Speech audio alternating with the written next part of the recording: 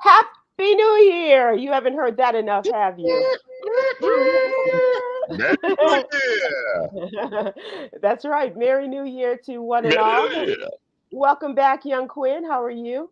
I'm doing good. How are you? Good. You look beautiful. You look sun kissed. You look Thank very model fresh. thank you. Thank you. It is a new year. The students aren't back yet. They come back the week of the 18th, and that's when classes start. But I have to be back here now. But I'm grateful to be back in my own bed. So Oh, okay. Okay. Good for you. And Stephen Hill, you're on the road. Welcome back. How I are am you? spectacular. During the break, I got to see the awesome Miss Quinn once Mhm. over the break. Yes. Um, we can talk about her standhood of Jennifer Hudson or not. We can let that go. Should we talk about how Oh, I'm here how for it. I cannot How believe. Quinn, who is never at a loss for words, as we have found out on this very show. Right. Oh, she took herself out already. So, We are so not a Jay, minute in.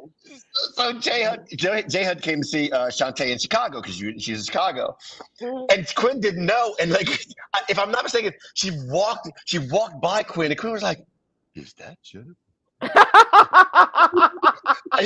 It was slow motion, but it was really cute and adorable. And I didn't know about it until after she left, or else we would have gotten a picture.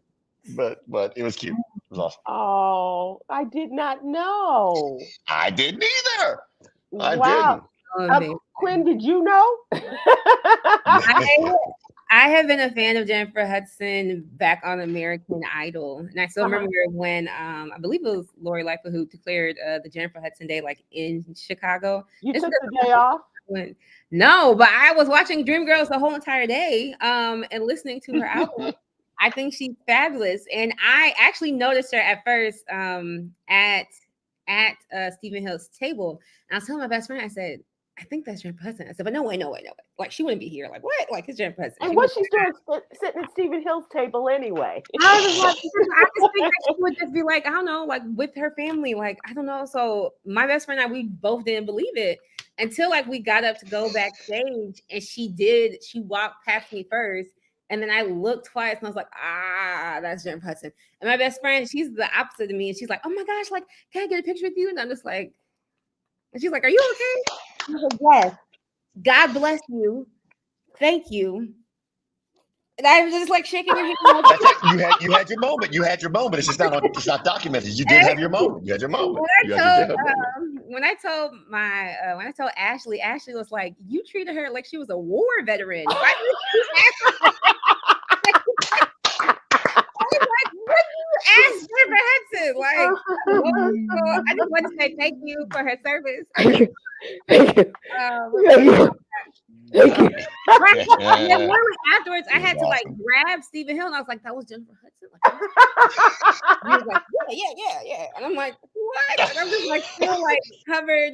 I was just so sweaty. It was just awful. Oh, that is Because that's the way I talk. I cute. said, yeah. He makes Yeah, everything yeah, so yeah, yeah. nonchalant and like chill. Like, "Oh yeah, that's Jennifer Hudson. Oh yeah, that's Shantae Moore. Oh Do yeah." you know what that is to Stephen Hill, who has, who's best friends with Prince and, any other big name person in the world? In the world. And I'm not saying that Jennifer Hudson isn't a star of a certain No, status, but I'm yeah, no. saying, with Stephen Hill, it's like, oh yeah, that's Jennifer. That's J I HUD. you're I But mean, I am. but here's the thing. He goes home with Shantae Moore every night. That is yeah. true. Okay? That's as the kids like to say. That's facts. Hashtag.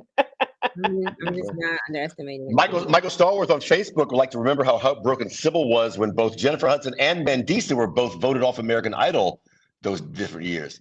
You know what, Evidently, Michael? Sybil had an attitude, Oh, Right. according to Michael Stallworth on Facebook. I was well because I knew the black folks were going to go. I think Jennifer went number 5, if I'm not mistaken. yeah. She was number 5, and then kicked off. And Mandisa, I was a big fan of as well. Melinda Doolittle. I could go through all the black contestants of American Idol back in the day, but she really, justifiably, she should have won. But but Michael, you really need to get out more because I don't even remember that. God bless you. I don't. But thank you for that.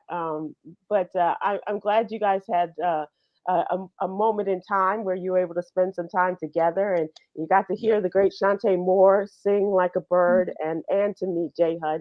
So that's really good. Thank you. Say God bless you. Thank you. I cannot believe you shared that here. It was just too awesome a moment. It was just too awesome a moment. Oh, that is too cute. I literally forgot where I was. I forgot that. I forgot. I was like, what? That is so funny. And that's what it's all about. That's what, people, you want to see a person who's, because you just met Nikki Giovanni this past year. You know what I mean? So it's that kind, and to see someone still have that kind of excitement for people and to meeting, people who are of a certain status or a celebrity status, that's really cool. That's really cool. I think it's for Kwyn. What I love, it's the status, but it's even more like the talent you appreciate, and and that's the thing that about me. It's like there have been like before Kanye West was Kanye West. I admit, I was a Kanye stan because I understood what the talent was. It's gone in different directions, but it's. You talk about, I say, oh, that's just Jennifer Hudson, but it's never like that because I'm like, I think she is one of the most wonderful singers of all time. And I love her personality and how she makes people feel really comfortable at home on her show. So it's about loving talent. I've been a fortunate guy to have a career that's built around shepherding it. That's yeah.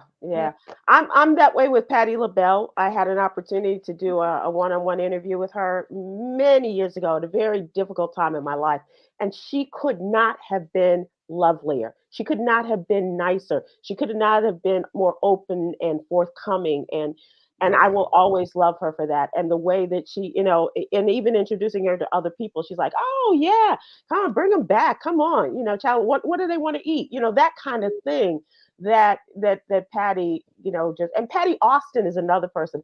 I literally, I think she thought I was going to stalk her for the rest of her days because I just was such a fan of hers. And her and James Ingram, their song was always a big favorite of mine. And she could not have been more fun. I mean, just such a buoyancy, and it was just like, I get it. And I love to see that in other people. I really do. So for Patti Austin, and I promise I'll stop after this. If Jam and Lewis have worked with many people, obviously, Jimmy Jam and Terry Lewis, proficient producers, everything else. You ask them who they're most impressed by and who they're most blown away in the studio by, Patti Austin. Patti Austin, yeah. Patti Austin. She's got tremendous. Patti Austin came in, yes. Yeah. Comes and brings one take, and they were like, okay, we're good. Yeah. Because she did something, we did something for the Gram, and somebody said, well, do you want to do that again? She goes, why would we do that again? That was perfection. That was good. Take that. Let's go. It's like, yeah, she's really cool. So I get it. And good on you for having that moment. I really appreciate that. Let's talk about the What You Need to Know newsletter. Let's talk about your part of your work day, Kwyn. And Kwyn is our LGBTQIA+ contributor, and in the What You Need to Know newsletter, and talking about the LGBTQ issues of the day. And I'll talk about the newsletter, but Kwyn, I do want to get into the story because you had I thought was an interesting story and surprising, because a Republican governor of Ohio was working on the side of transgender children and their families. Yeah, I'm not sure. I was trying to research on this. Is the first time a Republican vetoed such a bill, but the bill that I did talk about, I believe last week, was a anti-LGBTQ trans youth bill introduced in Ohio to stop trans youth from seeking gender-affirming care. The governor, Mike DeWine, is it Mike DeWine? Yeah. He vetoed it. And the state representative who did introduce it, Representative Gary Click, he did tell the Washington Post, who I got the article from, that he does plan to call the legislature to override that veto. So this act that the governor vetoed, it was called Ohio's Saving Adolescents from Experimentation Act, or SAFE Act. It would have prohibited hormone therapy, puberty blockers, and gender reassignment surgery for people under the age of 18. The act also would have prohibited transgender girls from playing on sports teams designated for girls and women in high school and college. And this is not the first act of its kind. Almost half of the United States have adopted or enacted similar anti-gender affirming care bills for minors. And again, for minors, these are ages 13 through 17. And according to the Human Rights Campaign, which is the largest, organization that really tracks anti-LGBTQ legislation, there's more than 300,000 high school age transgender youth in the United States today. So the fact that this bill was vetoed, I would consider a win. But I did read more so in the Washington Post article that the governor does plan on enacting he used the words protections for Ohio parents and youth. So I don't know if that means they plan on rewriting this act or if he plans on introducing something of his own. But according to the bill, minors who are receiving gender affirming care would have been allowed to continue. It's just that the parents would be deemed criminals if they sought care for their child after the bill went into effect. Wow. And this is why people are leaving their states, the conservative states like this, that and women's reproductive rights. But these are the two hottest subjects that I think that are going to be playing a part in this year's upcoming elections as well, whether it's the primaries or the general election. I think that these are going to be topics. But DeWine. Go ahead, Steve. I'm sorry. No, and I love the look. DeWine, he may not be a Trump Republican. Michael Starworth, I see what you said there. But still, Republicans kind of breaking ranks is part of that. I was talking about there's a progression forward. It's not always fast, but there's a, if we look at this, DeWine is putting any kind of reelection bid he has at risk because he feels this is the right thing to do. And that's very rare for a politician to do. So I think we have to give credit where credit's due. This is that slow arc of justice. And then it's a slow curve too. Right. And I think that it's unusual because he is really your middle-aged towards upper age white man. And conservative in thought, and so normally, Kwyn, I would say someone considerably younger might be one to be more open to this, perhaps because of their access to people who are in the LGBTQ community. I don't know who got in Mike DeWine's ear, but it is also what Republicans are all about: keeping your business to yourself and not having the government in your life. But with the exception of LGBTQ rights as well as women's reproduction. These are things that they have taken control of, and now that they're trying to, make everybody live the way they do, which is pretty miserable. I'm hoping that actual science got in his ear, because a lot of times with gender affirming care, people think first like, oh, this means that, a doctor has the right, not my child, not me. Right. Doctor has the right to, surgically remove my child's genitals, or like, oh, this means that my child's gonna make a life altering decision. When like puberty blockers and hormone therapies is something that takes a long time for some type of change, but it is reversible. These are just people who are stopping puberty, which means they stop their facial hair from growing or enlarging of their genital area. And for any type of hormone therapy, that means they're taking testosterone or estrogen. And these are also therapies that cisgendered folks like myself, or Stephen Hill or Sybil may actually have to take on assignment for any sort of illness or something that we have. Right. So the things that, if you just want to enlarge your things, your breast. Yes. It's really I tried. we looked at it as something that all of us should really want our children to be able to have the choice to say so. But gender affirming care also includes therapy, and a lot of times people think of gender affirming care again as this really explicit, brutal cutting, slicing, and dicing, and really it's more so like a pill to suppress something, or some type of blocking of something. But again, it's still like reversible for these 13 through 17-year-olds. So hopefully, Governor DeWine, keep it up. We love you on our side. I trust and believe he probably goes home to a woman who is taking some sort of estrogen or testosterone treatment right now. Who's waking up in the middle of the night going, "It's so hot in here." Yeah. I know. I am. No. So good on him, and it'll be interesting to see how this all plays out with his state legislature as well. Yeah. And there's another story I want to talk to you about, but I do want to talk about Black and Missing. Please take a look at that. Every week we have an entry from Black and Missing Foundation talking about a young person, usually a young person who has gone missing. This particular inclusion is Dante Rayshawn Cottrell. He has been missing from Linwood, California since the 17th of December, the week before Christmas. He is a Black male, light complexion, 6 feet 3 inches tall, 175 pounds. So he's a string being there.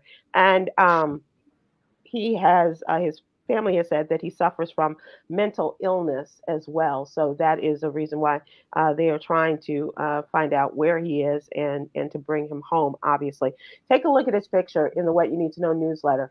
And if he does look familiar to you, if you've been in the Linwood, California area or somewhere in that area, and you say, please take a look. And if it does seem familiar to you, go to the Black and Missing Foundation and help connect him with his family.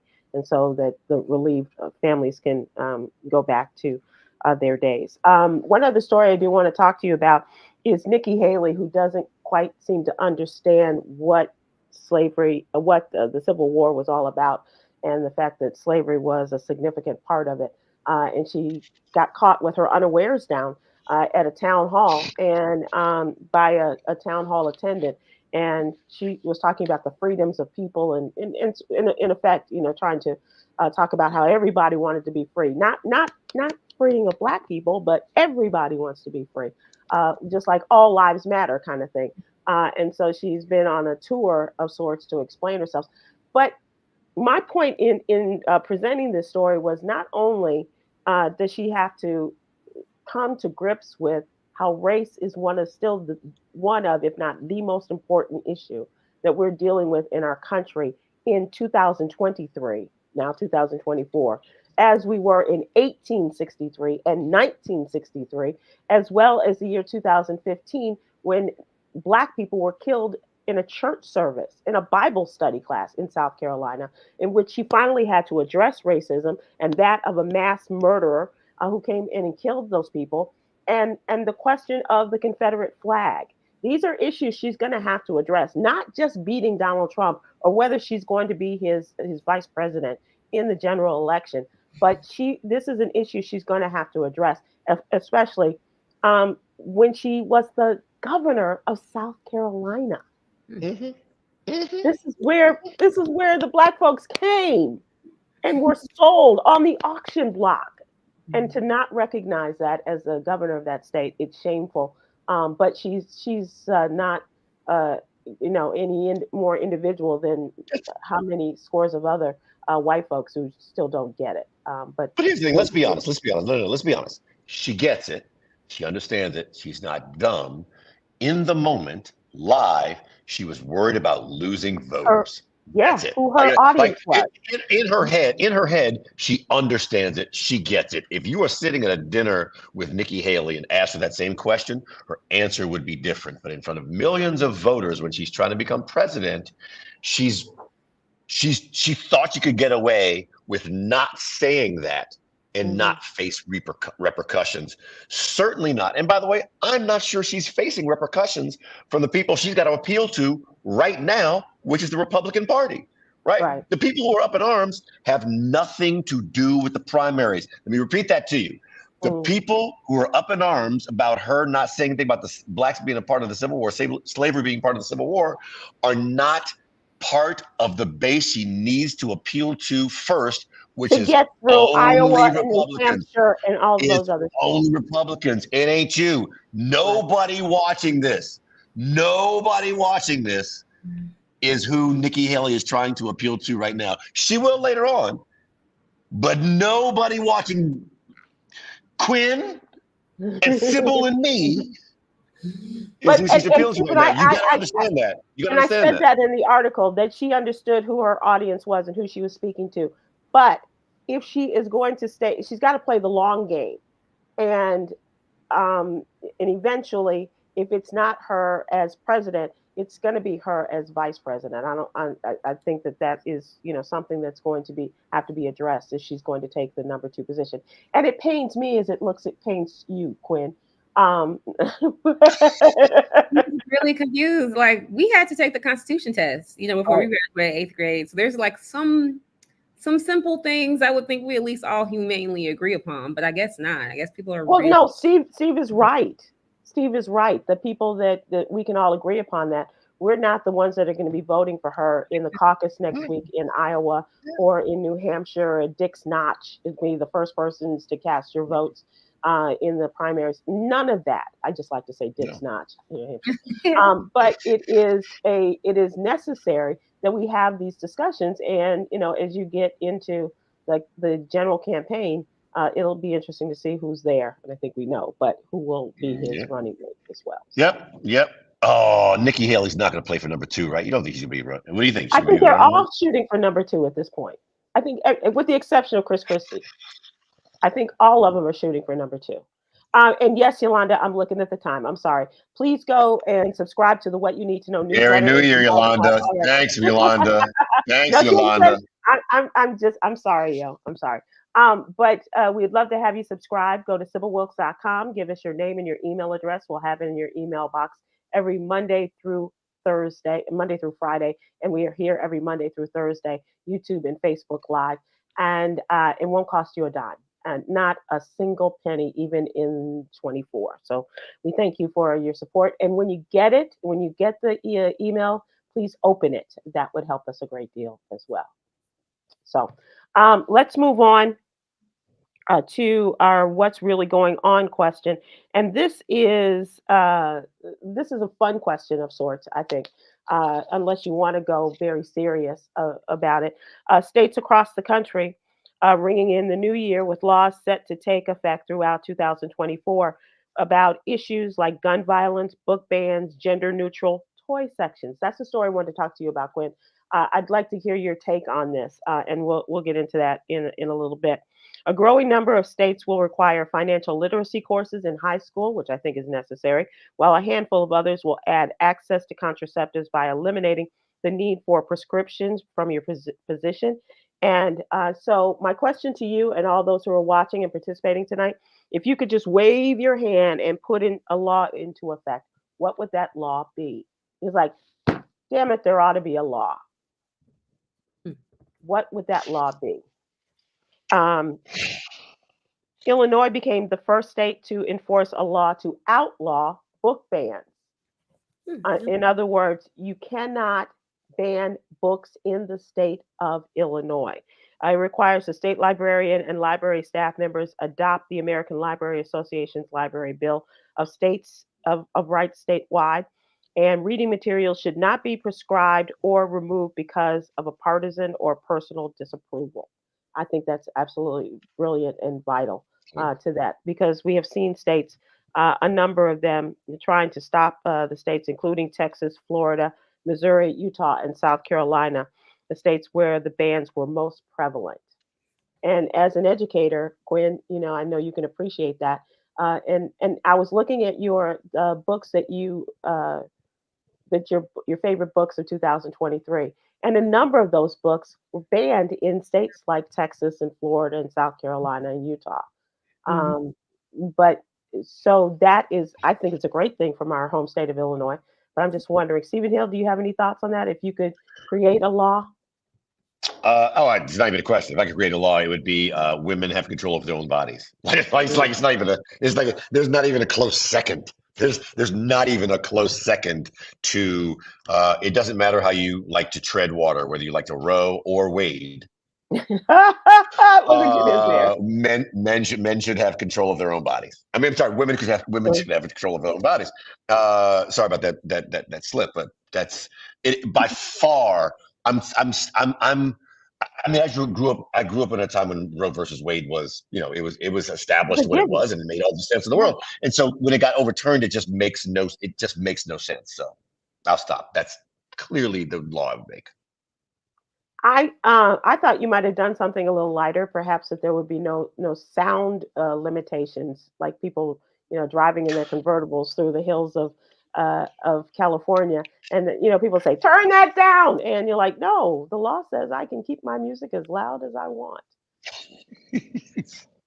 No, I guess I can't think of it in terms of laws. The other law, I guess the other one. Is it light to say that a president can be removed if they're found guilty of a federal offense? Is that lighter? No? I don't care how they're elected. I don't care if they win in a landslide. Once they're convicted of a federal offense by a black judge, by a black judge, you just take it out right away. Is that wrong? Bad? All right. My bad. Young Kwyn, how about you? I mean, I guess this goes back to how proud I am of Illinois, but because I was thinking a few things. I was thinking first something in regards to Supreme Court justices. And how long they should be there. And not terms for life.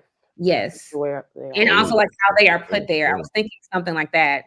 But then I was like, okay, as an abolitionist, like I don't really believe in laws, because then you have to think of something punitive or carceral when things are not necessarily applied. And so then I was like, okay, well, let me just go to a different route then. And so I was like, can we do something that's nationwide, worldwide about bail? Because a lot of times when people cannot afford bail, they end up serving, a longer sentence or something. So that's what I was thinking. But yeah, a cashless bail system, the way Illinois, once again. So think about this, ladies and gentlemen. And when we're talking about the book ban, as we just were, let me just give you a breakdown on this. This is an organization called PEN America, and their reports that 30% of the banned titles during the first half of the 2022-23 school year were books about race or racism, or books that feature characters of color. Another 26% of the banned books had LGBTQ characters or themes, and a wider array of titles may have been affected by bans this year. 44 of them portray violence and abuse. Almost 40% discuss topics of health and well-being. Where is the line? And you say, this offends me. I want this book taken off of my library shelf. It's crazy. So New York State is going to ban pet stores from selling dogs, cats, rabbits this year to protect the animals from poor treatment and conditions in some commercial breeding operations that critics call puppy mills. That's already in the Chicagoland area. I do remember that when that was passed years ago. Yeah, and that is just a horrific way to see that these. What? I'm so sorry. I read ahead, and I was not laughing at the puppy mills because I think that's very serious. What's not so serious is what Aubrey W. on YouTube suggests, which is the law would be to. There it is. The law would be to place some females, leave the baby hairs alone. I've seen some female baby hairs. Inside baby hair, be looking at my sideburns. Please let the natural beauty shine, ladies. Okay, so no more baby hairs. Now, while that does go against my number one rule of letting a woman decide what she wants to do with her own body. However, you goes against that rule, but I kind of understand it. Yeah. Fine tune that. Should there be an age limit on that, Kwyn? The baby hairs rule. Should there be an age where, at 18 you go to college, you leave your parents' house, and you leave the baby hairs behind? I tend to look at questions differently. I know. I think what's so funny and I think very beautiful about our community is that the things that we do not like or tend to be fan of, white people just eat it up. And like, even if we don't like baby hairs, people didn't like those big bamboo earrings. People didn't like the fact that people were sagging, and they have literally commercialized and capitalized on things that we have considered too much or urban or a ghetto or what have you. Mhm. And so, to be honest, I find the way that Black women tend to wear their hair, let it be with baby hairs, let it be with big old braids, big part sides, whatever, I think it's very beautiful. I think it's art. I think art is very subjective. If you don't like it, then don't do it to your head. If you do like it, then go ahead and do it to your head. I don't personally have an opinion on other people's bodies from their head to their toes. I will say I know that there are some folks, not even just men, but just like people who have opinion on baby hairs, eyebrows, lipstick. But yeah, I think it's all good. I mean, if you love it, I like it. Daphne Young on YouTube says, "Good evening, and don't forget about those butterfly lashes, or as I like to call them, Bambi lashes. They are." I am a fan of getting extensions, but that is some of them are just a little too much for me. Sylvia Crawford on Facebook says, "That's very true. We are trendsetters, good and bad." They had a wonderful. I was watching a rerun of The Neighborhood the other day, and the main family is Cedric the Entertainer and Trishina Arnold, and their next door neighbors are white. And the white mother of the group, she's a principal at the school. She was getting a prestigious education award, and her person wasn't able to do her hair. So her black neighbor suggested that she go to her hairstylist, and she did all of the swirly cues and everything with the Berber hairs. And she was trying to take it off, and her friend Tina was trying to take the baby hairs out of there, but it was difficult to do. So, but I mean, just we all have our thoughts on that. CM Williams on Facebook said, "Should be an age limit on getting tattoos on certain body parts, Oh my because God. as our bodies expand, so do the little butterfly that's right here is now it's spouting wings that go from side to side, and that's where do you guys stand on You 18 tattoos? 18-year-olds, you put you little rowboat tattoo on your on your lower back. All of a sudden, you 45 and I got an oil tanker. Like let's be, let's be real. And funnily enough, we can't see it the way other people can. So it's and what age should we stop getting tattoos, or is that something? I don't know. I'm excited to get tattoos even when I'm older. Like I think What's older?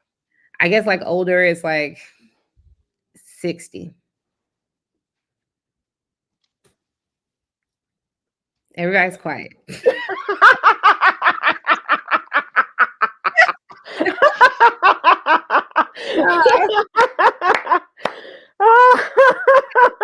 Okay, sorry. That is hilarious, Stephen Hill. But I do love Tyrone's law. This is how we go into the 2-4. This is how we go into the 2-4. This is how we go into the 2-4. That's because you Hudson. Okay. Now you know. Okay. But honestly, yes. I don't think there's an age for tattoos. I think anybody can really get a tattoo whatever age. I think some tattoos we have to actually get tattoo artists. My brother was talking about this. Some people actually don't know how to actually draw a tattoo that would actually look good over time, especially if you add color. But I think you should get them anywhere, lower back, upper back, behind the titty, wherever you want to put it. You put your tattoo. No. I'm sorry, I got to jump in there. Never mind. I'm gonna leave that alone. Put it on your face. By the way, sorry. Now I'm tying these two things together. That's a law. Okay. I'm gonna go out there. I'm just gonna say it. Okay. I think the breast should be a no-go zone for tattoos. I admit it. I say it. I am biased in that way. No tit tats. Taking away your feminist card there. Well, okay, but no. I said it for guys too. I don't want guys to have. I mean, I just don't think. You're right. Right. By the way, that is sexist, and I'm very clear, Kwyn. And I don't consider myself a sexist person. That is a sexist aspect. It's just I believe the beauty of that area to me. This is not something I wouldn't see if Shantae weren't putting on her makeup, getting ready for the show, and she was actually here today. I would say the same thing. She knows. There have been. No, I can't even say that. No. There's nothing. She's not. That's not something she wants to do. I'm talking about the under boob tattoo, like Rihanna. Oh, that's different. That's I'm talking about the ones right on front. Right. Oh, like Eve Which Pop. to me is very tender territory. It is. I So want my under. Yes. Okay. Quinn. So I believe Quinn was going to, so we could get the vernacular. She was like an Eve-like tattoo, correct? oh, Did right, you right. you and thinking, and those are the type I'm like, it's I support your ability to do it. I think women, once again, to bring the theme back around, should have control of her own body. I just not been seen in the club, but that's all. Yolanda, as we are running out of time, do you have one more that you want to lend, or should we move on? Okay. Or show us your tattoo. Or show us your tattoo, Facebook? Yolanda. Either one. Or show us your tattoo. Either one. Fine. No. Well, hers is a nose ring.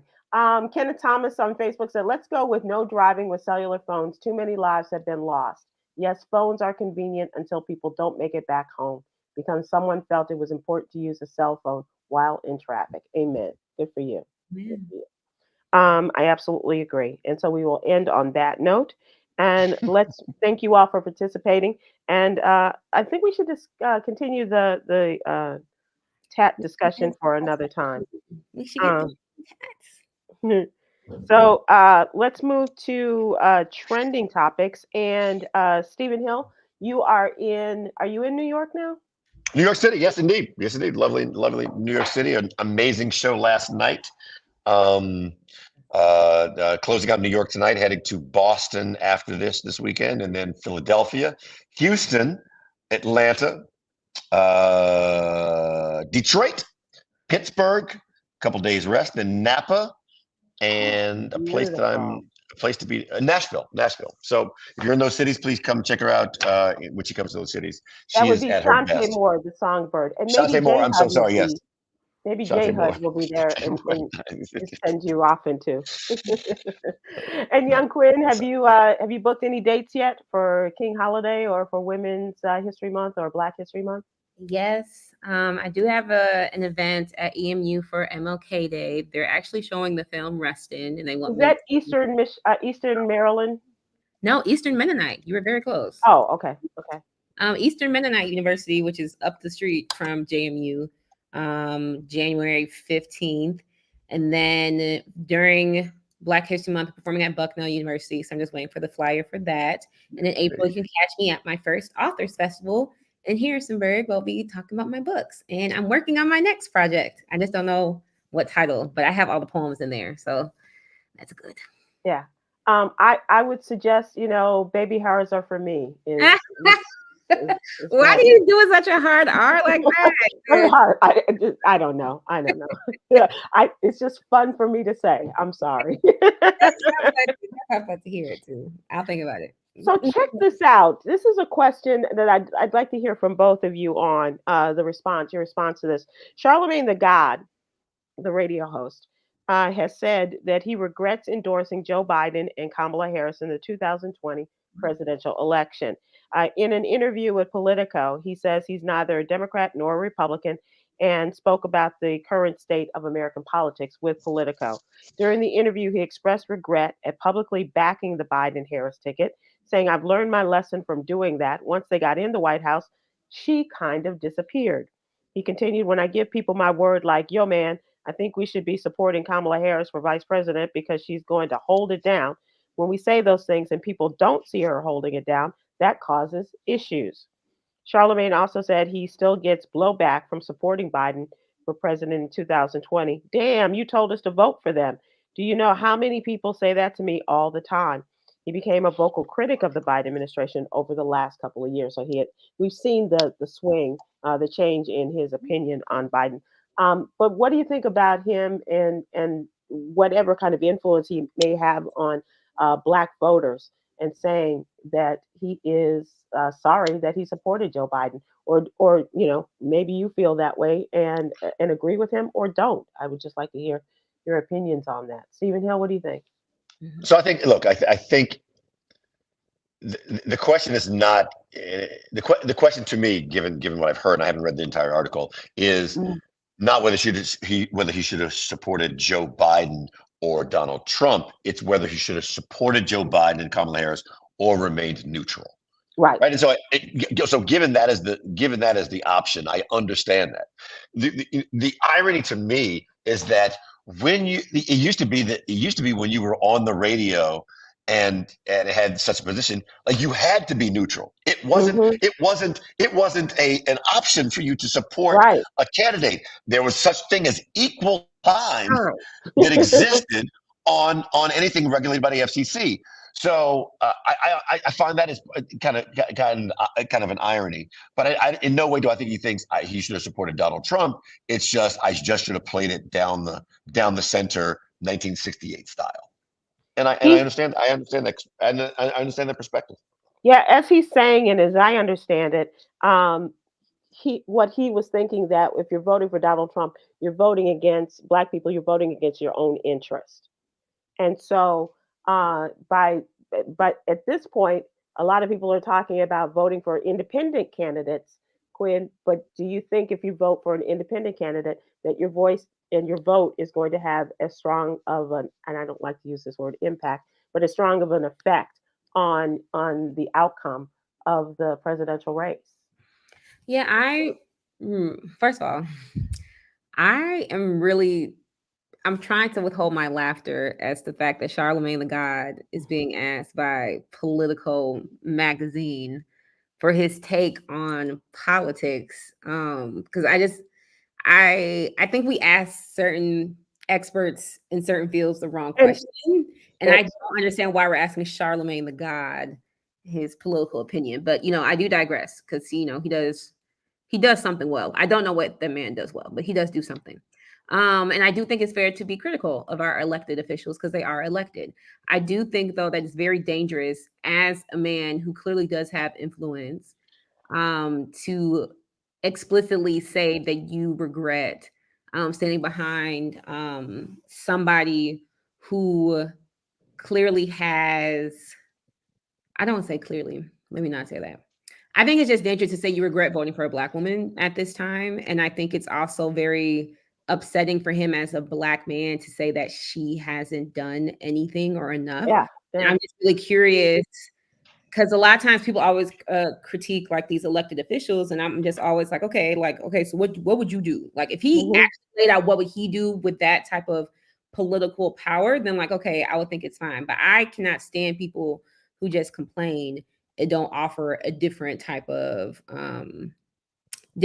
outline of steps to make something different. Like, I just don't get that.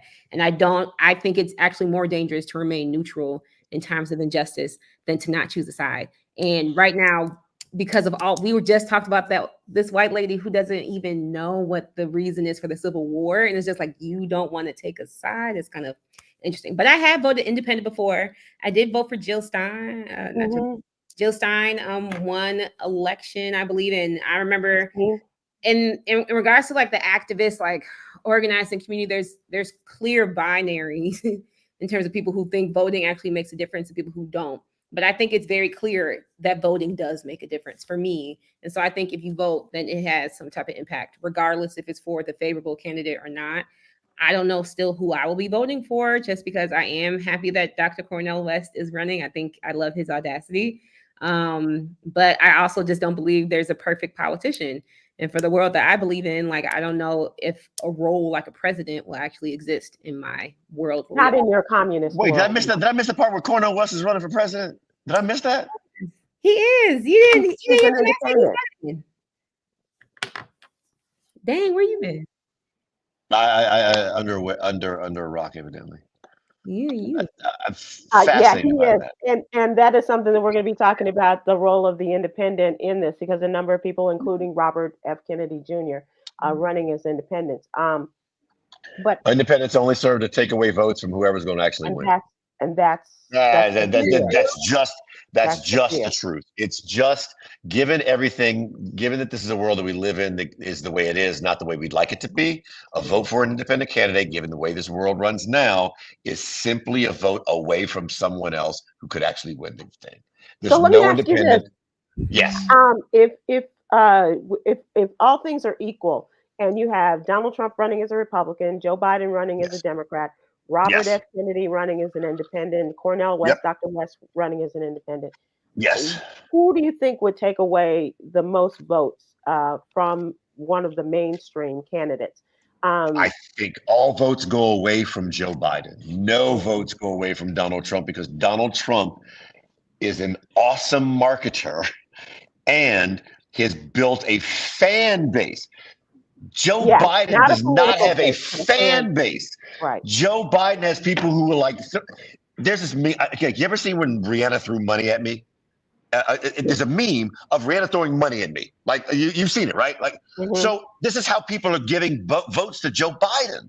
They don't want to give it to him. It's like, I gave it to somebody here. Here's this, right? And so I think the challenge is nobody who wants Trump is going to go like, ooh, I think I should go for Robert Kennedy. They're not going to do that. They're not going to be, I think, idealistic people and people who really believe that an independent candidate, I want my vote to make a statement as opposed to kind of help a winner. That's what the independent candidate's for. So every independent candidate helps Donald Trump. I mean, look at well, Kwyn, this might be before your time, but look at 92. Was it 92? Bill Clinton, Ross Perot, and George H.W. Bush, right? And how Ross Perot was in, then he was out, then he was back in, and they said that was to the advantage of Bill Clinton. Normally, they go to the advantage of the new candidate as opposed to the incumbent. And like you say, in this case, it really is. I mean, you can't say it any clearer than that Joe Biden has a political base, but he does not have a fan base. He had a fan base in 2020, but it has gone away.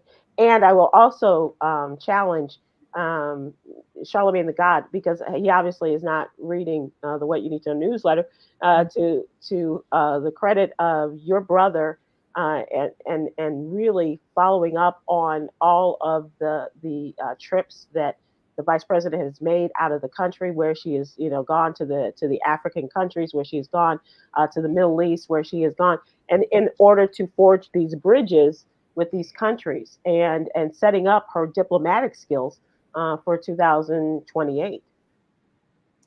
Most definitely. So you were going to say what? I am on the record having said in 2017 that Kamala Harris would be president in 2024. I'd be very happy if I'm just 4 years off. Like I said in 2017, it is on his own. It is recorded. I hope. And Ms. Astrology agrees with you too. So. You're so funny. I think I'm just annoyed with this survival tactic of because we don't want Trump is almost like the lesser of evils, and I feel like I've heard about that since I've been able to vote. They're like, this is the lesser of the evil option, so you have to vote for this person, and it's just but that person sucks. That person sucks. So you want me to vote for the person who less sucks? So my vote gets taken away. Let's kind of just that's really unfortunate, and I want to know how we can fix that so we have more options. So assuming that everyone on here is older than you are, and there's no joke behind this. I want to be very clear. Your voting history is only included. You started voting what? Bush, Obama? Obama was the first. Obama, Bush, right? Obama, McCain. Yes, Obama, McCain. Yes. I'm sorry, Obama, McCain. I'm sorry, Obama, McCain. Right. So it feels like your choices. Your choices have been Obama, McCain, Obama. Who was the guy? Mitt Romney. Yeah. Right. And so you've only been the black guy and an ignorant guy, right? Your voting choices have been limited to that. You never had to measure to ordinary-ish folks, right? Mm. Yours is number one. Was your first was Obama, the first black in history. Ain't no way you're going to be black and not vote for Obama. It's just his politics may have skewed a different way than you wanted to. But unless you want to share something with us right now, Kwyn, about your black. Oh no. I do. And then Trump, during Obama's administration, he did have the highest deportation rate. So I am very critical of his stance on immigration. But I said, you'd vote for him again. But you'd vote for him again if he were up for election. Right now? Right. And you'd vote for him now if you could. I don't know. You wouldn't vote for Obama? I don't know. Fascinating. All right. Okay. All right. I receive that. Cornell West. Now, that's what I'm saying. When I was younger, I used to just look for not the simple things, but I used to just look at somebody's race identifying just because they identify as Black meant that we agree politically, and that's like not the case. Or I would look at things very neoliberally, and because we have a Black president, that means that the social transformation that's needed for Black liberation would therefore be codified and like concreted in like everything that we see. And we saw that with 2 terms, like that actually hasn't been the case, especially for Black queer, Black trans, Black incarcerated, Black immigrant folks. And so now I'm being forced again with like, okay, you tell me my vote for a Black man, Dr. Cornel S, will be subtracted from a top pick for a Democratic Party, or therefore still not a vote for like Trump. And it's just like, these are horrible odds. Like these are horrible. They are horrible odds. I don't. Welcome to democracy. Right, and welcome to adulthood. Yeah. Yeah. Yeah. I went all the way over, but you either had like Obama, the Black man, or Trump, the idiot, right? In your election history.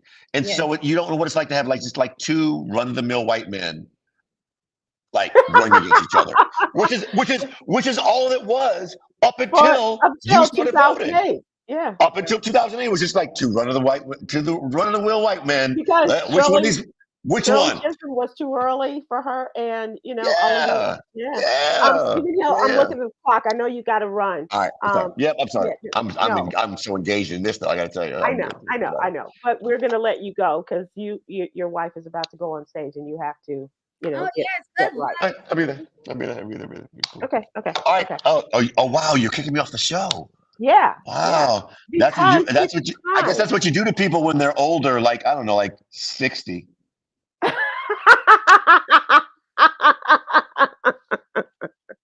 Wow. So we're doing this. That's fine. That's the way we're rolling these days. You know how these old folks are. So young Kwyn, let's talk about entertainment. Are you a Destiny's Child fan? I know you went to see Queen Bee, right? Yes. Right. Okay.